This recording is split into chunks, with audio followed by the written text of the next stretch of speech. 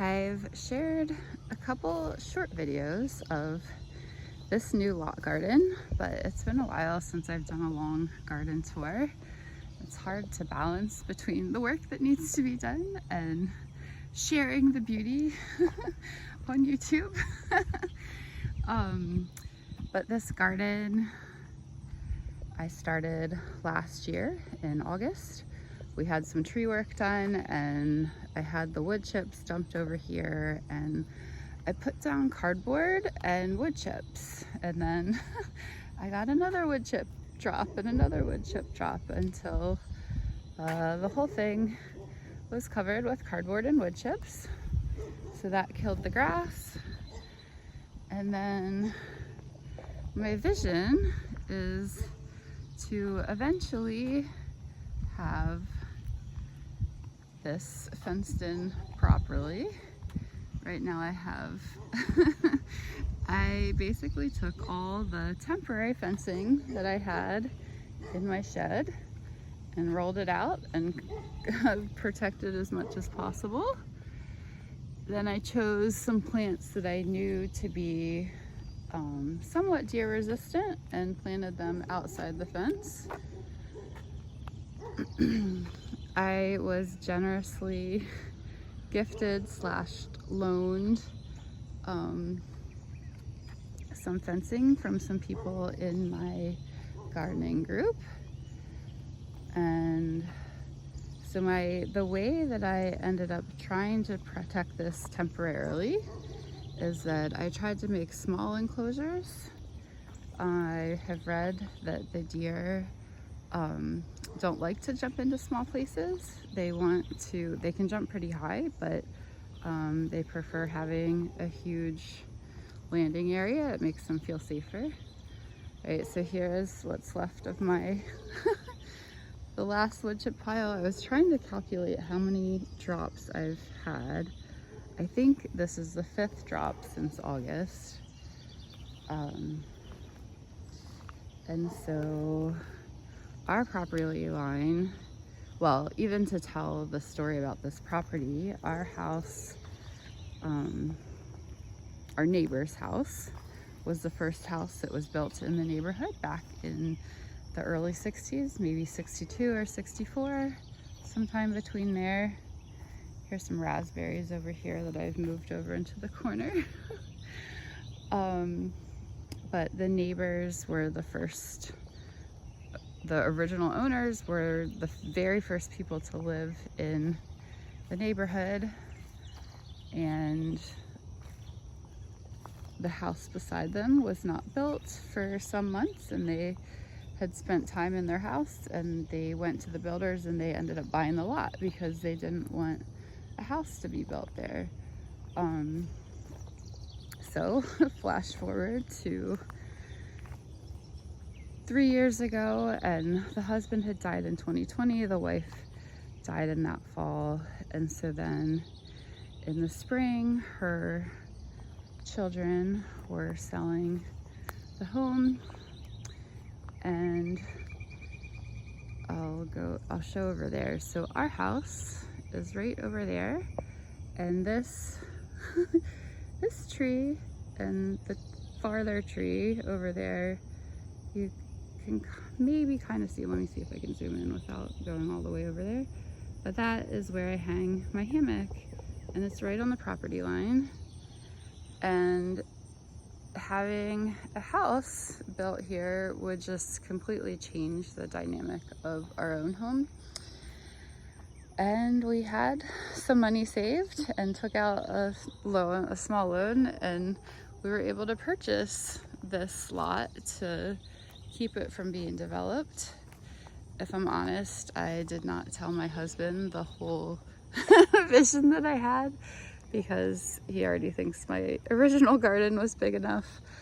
But I have a vision for this place. Once I have a fence that makes it accessible for other people, that besides sharing videos, I would like to make the space accessible to other people.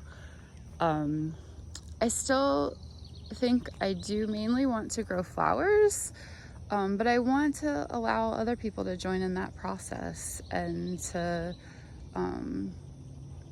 be part of growing things, whether that's planting, helping me plant, helping me do a project, whether it's just sitting on my bench over here and enjoying the beauty. But gardening has been such a huge part of my healing process since my mom died, and my aunt and my brother. And so I just want to invite other people into that healing process. Another way that people could participate is by coming to pick flowers and just taking some of that beauty home, because I know that so many people get joy from having cut flowers. But so after I sheet mulched everything, then I got 10 yards of compost delivered. And that's what I measured out my beds. So you can see most of the beds are 3 feet by 10 foot. And then I have the beds in the front are narrower because even with my temporary fence up right now, that's where I want to put the permanent fence. And so I wanted these to be a little bit more narrow, so that they weren't too hard to weed. So I've got those guys. Eventually I'll probably connect the beds, and I want the permanent fence to be a little bit farther out than what it is. But I clearly don't have all the beds in use. My generous neighbor has saved his grass clippings for me. We don't bag our grass clippings.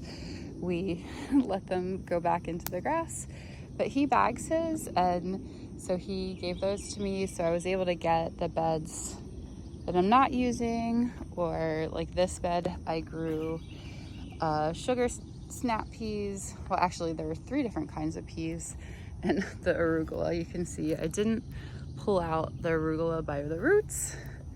I left it in there just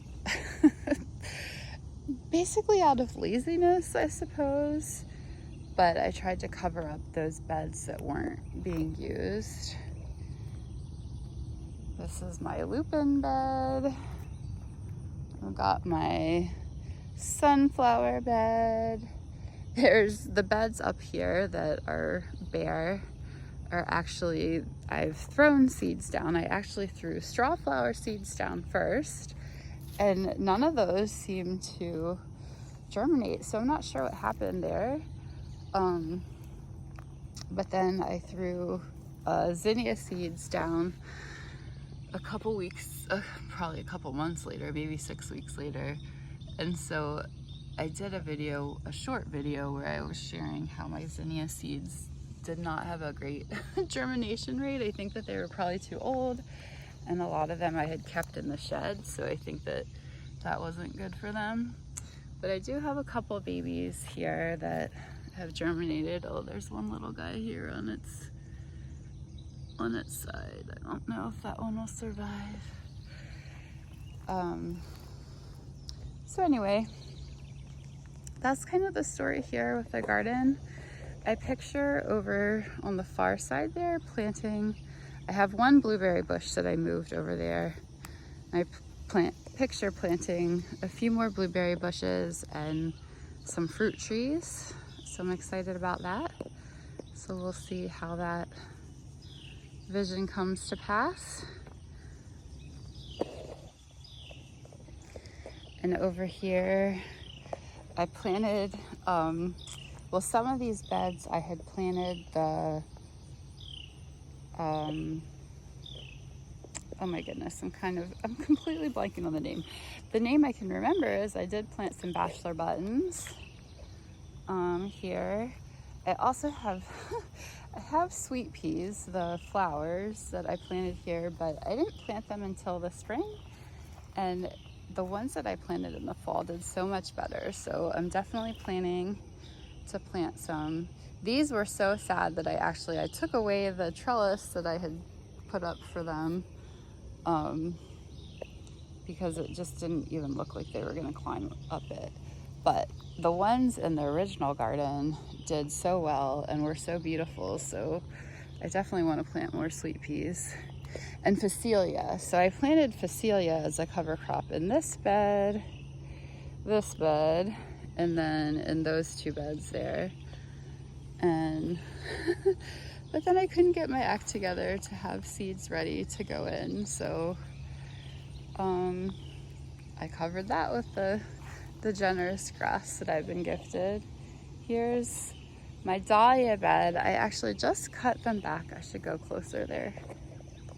I cut them back last week, a few days ago, to promote more growth.